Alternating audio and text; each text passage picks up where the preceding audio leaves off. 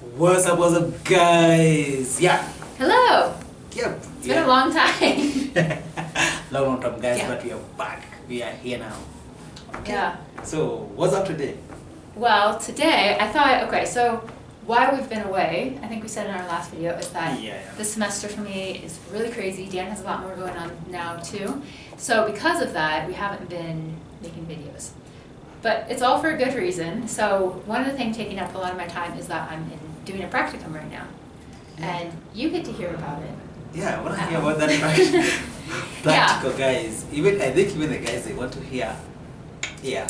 What I'm doing. Yeah, Okay, tell yeah. us. So for those of you who don't know, I'm getting my master's in counseling and psychology. So my practicum is being a counselor, being a therapist. It's basically the same thing. And so, yeah, I'm working at an NGO that works with teenage girls who are either pregnant or have young babies.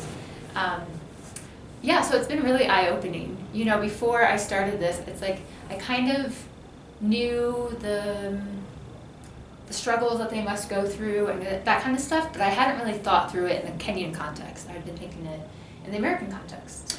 Yeah. Like, commenting on that is, like for me, I have been to some areas where I was working before. Mm-hmm. So those areas that when you get pregnant, you become like an outcast.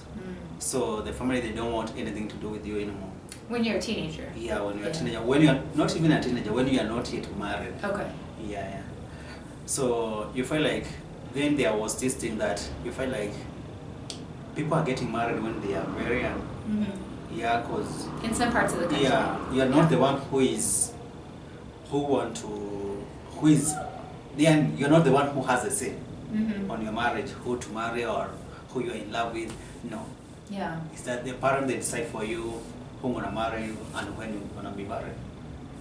That's the case. Yeah, and something crazy in Kenya is that you can get married when you're less than 18 years old, but you can't consent to sex before you're 18, which means if you get married before you're 18, which is common in some parts of the country, your parents are giving consent for someone to marry you. You have no say in the matter. Yeah. So it's kind of messed up, and that's kind of what I'm working with. I'm working with girls from all over the country, many different areas, Yeah. and some of them do come from areas where, yeah, getting married and pregnant at 14 is okay, and it's normal, but based on the law, they didn't consent to that. That's about it. Yeah, I'm eager to hear. it's really messed up. I think the stereotype of teenage moms, because we don't really know teenage dads, you know, they're kind of like they do their thing and then they're gone. They don't really like stay around. So teenage moms, obviously, they have a child to take care of. And in the U.S., I mean, not which country am I in? In Kenya. In Kenya, it's like more like rarely do you hear of a dad taking care of a child on his own, right? It's normally the mom who takes care of the child. Yeah. So because of that, these girls end up quitting school as soon as they find out they're pregnant. So even before they start to show, they can be 1-2 months, they find out they're pregnant, they leave school. And in the US, I mean, in my own high school, I remember there were some girls that were pregnant and they walked around, they had maternity clothes on, they looked cute, like to me it wasn't weird. I always thought those girls were really brave because, you know, people are having sex in high school. This is a fact. I'm sorry if that ruins some people's day, but that is a fact. It's a fact, yeah. You know, so because of that, it's like these girls that were pregnant, they were just proof that they had sex. Whereas there was other people that just didn't have the proof. And so for me, I never thought that there should be a stigma for these girls, you know? What about in Kenya, in high schools in Kenya? What happens if you're pregnant in school? When you get pregnant when you're in high school, in Kenya, you're not kicked out of the school. Okay. But I think there are some circumstances they make you to get out of the school. Mm-hmm. Like, you see, when you are pregnant, you are walking evidence that you had sex. Right. You have an evidence that you had sex. So some people will like, what do you call it? It's like they mock about you or they start saying some words about you. So I think that's what drives people to get out of school. But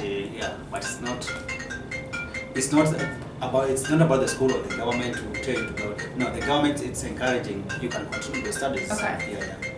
Do you want to turn off your phone? Yeah, continue. It's Turning distracting off my me. phone. I'm sorry, guys. Okay. Yeah, so what he was saying is like legally, you can't kick someone out of school for being. So yeah, like Dan was saying, there is no legal reason why a girl should be kicked out of school for being pregnant in Kenya, but it's like the culture surrounding it, it's hard for her to stay. Yeah, it's like that stigma, you understand? Yeah. When like you feel like people they joke about you, they mock you, yeah, so you just feel like no, it's enough. Let me just walk out of the school. And it might be your peers, it could be your teachers, because yeah, I'm sorry to say, teachers in Kenya, they're mean, like they're tough. So I can see them like making fun of girls and like pointing them out, that kind of stuff, right? Yeah, you can see that. Yeah. So I'm sure they can harass them. Yeah. Anyway, yeah. And so, also another. Some may not be nice to them. Yeah. You don't know. It's like just like outside there. You see people are nice to you, some are bad to you, some are gonna say this, some gonna encourage you. So it's like. Yeah. So I think also like high school here is very intense. Like you wake up very early, you go to bed very late, and so for someone who's also pregnant, that could also be really difficult to do. So there's multiple reasons why a girl might drop out of school right away when she finds out she's pregnant. Well, what that means is it's really hard for her to get back to school. Because now, after she gives birth, now she has a child she has to take care of, and she has to go to school. And so most times, those girls just don't go back to school. You know, they stay out and they don't get to finish their education. And they might have left primary, they might have left high school, it depends what age they got pregnant at. So it really is a huge disruption to life here. There's also not like that many daycares, so for the most part, either you need to take care of your child or a family member, or you can pay to have someone. But for someone that is like has less money, they can't pay to have a nanny. Or what do you call them? Yeah, some things. Yeah. Okay, I thought there was another word for it. House girls. House girl, yeah, that's the word. Yeah. So yeah, it's really tricky. It's hard for these girls. So are they open to you? What are they saying? Yeah, kind of. My experience so far, you know, it's a very cross-cultural experience. I am like older than they are by many years, like 15 years or so for some. Wow. I know. That makes me feel really old to say that. So I'm older, but then also I come from a different country, my language, even though we speak English, some girls have different levels of English depending on how many years they were out of school. Some girls maybe took 4 years before they were able to go back to school. So maybe their English is behind, or maybe it's my accent, or the fact that we're wearing masks. You know, it's like, there's a lot of barriers. So some girls are open, some are not at this point, but I think a lot of it is cultural. You know, when you're in a different place, you have to try to understand like what is normal there. And so for instance, like in some tribes in Kenya, it is not appropriate to give eye contact to an elder. And I'm considered an elder. This is so old. But so some girls, they don't feel comfortable giving me eye contact because they were raised like, don't look an elder in the eyes. Whereas some were given that. So it kind of depends because Kenya is very diverse. There's a lot of different customs and cultures here. So that's kind of hard for me to know like what is expected on their part and what's expected on my part. So that's been a barrier. Then English has been a barrier, like speaking English, because my Swahili, I'm not about to be trying to talk about mental health in Swahili. Not even close. All I know is health is afya. That's all I got. Yeah. That's all I know. Yeah. So what have you learned from them? I've learned a lot. They have a lot of resilience, which is like that strength that keeps them going. Yeah. Because I can't imagine being in their situation. A lot of these girls, they were rejected from their families when they found out they were pregnant, and they were told never to come back to home, which I cannot imagine having that pressure. Because it's like, don't come home. Also, you're 18 and you're trying to finish 8th grade. Like, and you have a child to take care of. Like, that is a lot on your plate. So I've seen a lot of resilience in them. And something I haven't mentioned is that the NGO I work at, the girls live with their babies. So they feed the babies, they bathe them every day, they wash the baby's clothes. So they're full-time mom and they're full-time student. So they have even that, you know, it's not like, oh, I get to go just do whatever I want. I'm not just like a student. No, you're a student. A lot of responsibilities. Yeah. And some of these girls, you know, some became pregnant because they were never educated what sex is. Some became pregnant by force. Yeah, true. That's another thing. Yeah. Like, when you're growing up, like I myself, I didn't get anyone to talk to me about anything about sex. Yeah. And it's not me. I think many people outside there, here in Kenya, or maybe outside the Kenya, or in Africa in general, it's hard to sit down with parents and talk about sex. I can't imagine that. It's very hard.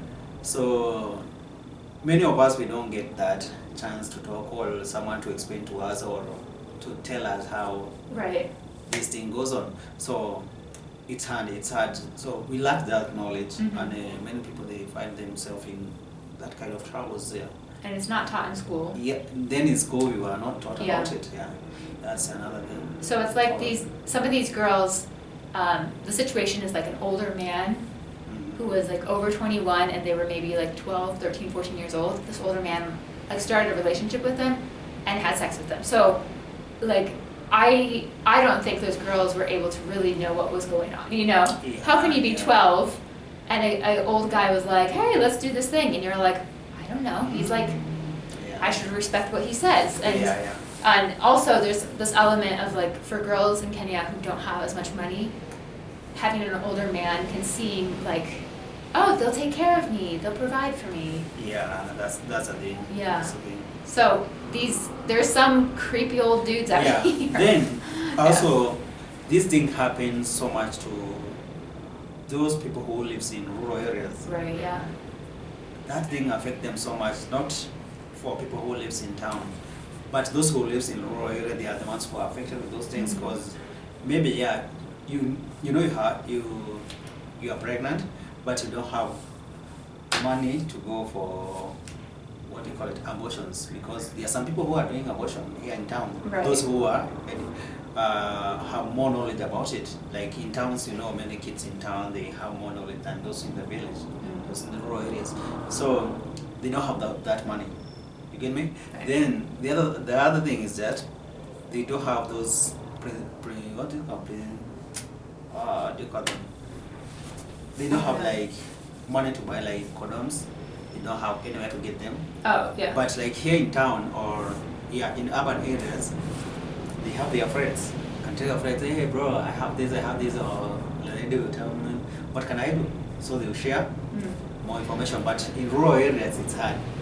Yeah. Then, so I think it's because the rural areas had more hardship than in town, and they lack knowledge. Yeah. About it. Yeah, and I'm not condoning. I'm not like supporting abortion. That's not what I'm saying. What I'm saying is, It's not a good. yeah, but it's like the girls in the rural areas, they have less education, they have less financial support from their families. Yeah. They will be isolated. So the things that cause them to become pregnant or to like look to a man to support them are higher than the girls in town. True. So these girls can be rejected from their families, and then they're like, what do we do?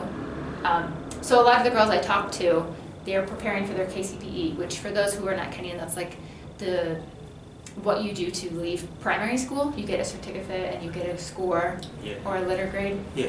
Yeah, and so they're preparing for this, and basically, depending on how they do in the KCPE, will determine if they can go to high school, which high schools they can go to, or if they have to go to trade school, or they don't know what to do. So these girls have so much pressure thinking, okay, well, what do I do after I finish primary? And imagine finish primary when you're 19 years old. That's hard, you know? And now you're thinking, it's very hard for them. yeah, now you're thinking, oh, I can go to high school, but I'm going to be 19 and everyone else will be starting when they're 14. Yeah. So there's And when also you're- that discrimination that would come. And when you're 18, you should be leaving high school. Right. Yeah. So there could be a lot of like bullying or discomfort or just feeling like you don't fit in because you're much older. Than the other kids that Yeah.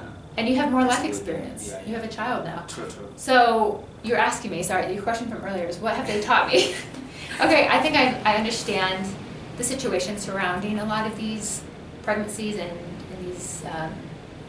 these relationships that they have when they get pregnant. So I'm understanding that more. I'm understanding like just the level of stress they have. I think also there's a lack of social supports here for people in their situation. Whereas in the US you can sign up for like WIC, which is like a food program to give you food if you don't have much money. There's different like NGOs, there's a lot more NGOs in the US that would help this kind of situation. Yeah. So that's why I think here the girls, they really, if their family has rejected them, they're really on their own. Yeah. So I think working at this organization as a counselor is really important because they have a lot of past traumas, they have a lot of stress, they have a lot on their shoulders, that it's good that I'm able to be there and talk to them. Yeah. Okay. The other thing is, how can you tell those girls who are out there, they have not yet faced that challenge, and maybe they can be the victims also, Yeah. which nobody knows. How can you tell them, or how can you advise them? Then how can you tell the parents who have those kids that they get pregnant and they throw them out the house? Yeah, how can you talk to them, or Okay. how can you? Well, my first thing is for parents in general, whether you're in Kenya or wherever you are, it's important to teach your children about sex. And maybe that's like super controversial in this country, but it's natural, it's a natural phenomenon. So instead of looking at it as like, oh, it is bad to even mention the word, like, no, okay, be honest about it, because honesty is going to help them know what's going on. Also, like, when you're going through puberty, you don't understand your body, and to just assume like, oh, okay, yeah, that's fine. No, explain why their changes are happening in their body. Like, I think that's really important because it's not included that much in the curriculum in education in Kenya. So I would say to parents, like, make sure you talk to your children, be honest, and don't hide things from them like that. I'm not saying you have to go and like give them condoms and be like, go, have fun. Like, that's not what I'm saying. I'm saying teach them about the physical consequences of sex, but also, because there's also HIV and other STDs, so that's also another important thing to teach about. But also just teach them how hard it is, like the struggles that people go through when they become pregnant when they're young. So that's one thing I would say to the parents. For the parents who kick out their children, I think what's important is to look at what I just said. Like, did you have that talk with them? Did you explain what's going on? Do you have circumstances at home that may be impacting this girl's decision to have a relationship with another man? Like, are things hard at home and they felt like that was the only way they could support the family is by having some guy giving them money every week, you know? So don't blame them. Look at what have you done as a parent first, and then kind of evaluate, like, did I do the best I could to prevent this? If not, then you kind of have to look at yourself. Yeah, but even if they found themselves in that trouble, you're the parent, you should just take care of him or her. They are your sons and daughters. Right. And then just take care of them. Nobody knows about tomorrow. Right. Yeah, because if you don't encourage them or you don't support them, who will support them? Will you be happy when your kid is struggling there outside there? Right. Or being on the street? How will you sleep as a parent? How will you just sleep and be comfortable in bed when your kid is sleeping on the street? Yeah, and your grandchild as well. Yeah. Does that make sense? So, yeah, that's to the parents. For the girls, okay, because I don't really have to say much to the boys. As in, the boys, they just, like I said, they just go on with their day. Yeah, like in Chunga sana. They impregnate women and they're like, bye. Yeah. But I guess I would take say, your responsibility. yes. Yeah, because if you decide it's that, do it, and you know some consequences to come with. Yeah. If the girl gets pregnant, just take that responsibility. Right. That's your kid also. I guess we can say that you do have a consequence to sex for Yeah. boys, for men, is that you have a responsibility. You have a child that you brought into this life, so it is your duty to take care of them. And I think that's important. Also, if a girl says no, she doesn't want to have sex, respect that and move on. Like, just because a girl rejects you doesn't mean that your life is over. Like, move on. I hope your ego can sustain it, and it can. Just recognize that your life is more than just this girl who rejected you, because that's something also that has been in the news in Kenya of the boat of riders who sexually assaulted this girl. And we are sorry about that. And it's heartbreaking and disgusting. And the thing is, this is very like this kind of thing happens. Maybe not to that extent. Yeah. But it happens where guys are like, no, she said no to me. She doesn't want me. No, that means she doesn't want you. That means move on with your life. Yeah. It just makes me so mad. Okay, guys, so do you stop there? Yeah,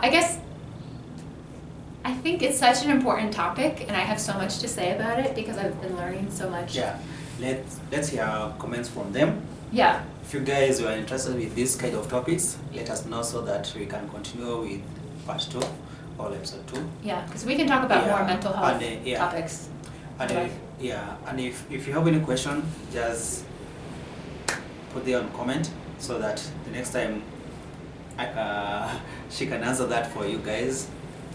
Yeah, and I think my last thing I would say is I've said a lot of negative things in this video about Kenya or Kenyans, and this is not saying everyone is like this. And I'm not saying that US does not have people like this. We definitely do. It's a problem everywhere. It's just I'm here now, and these are the girls I'm working with now.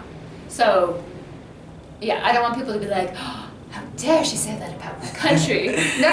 Like, it's not about be the honest. We are just talking about Yeah. humans. And about my experiences in this country. Yeah, nature doesn't care if you're black, white. It's what is happening. It's a reality it's that a needs to be reality, addressed. and that's what is happening. Yeah. So please don't think like I hate Kenya or I think Kenyans are the worst. No. Yeah. There's just these are examples of things that have happened in this country. Yeah. So thanks guys. Continue subscribing, continue supporting us, and see you In the next one. Thank you. Don't go away.